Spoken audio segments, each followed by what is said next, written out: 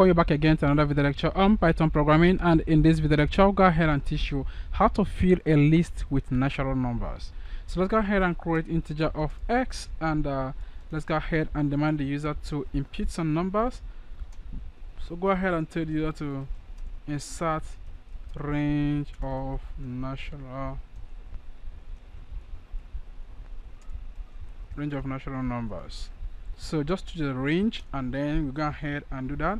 Let's go ahead and say num is equal to, let's say the list name is equal to y plus 1, and then for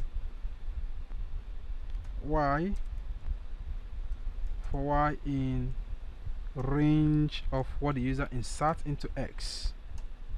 Then go ahead and print num, and just very easy, very simple. Run this code and let's check it out. It says insert range of rational numbers. Let's go ahead and set 10, and it will go ahead and print that out. Let's go ahead and choose another one. Insert up to 15.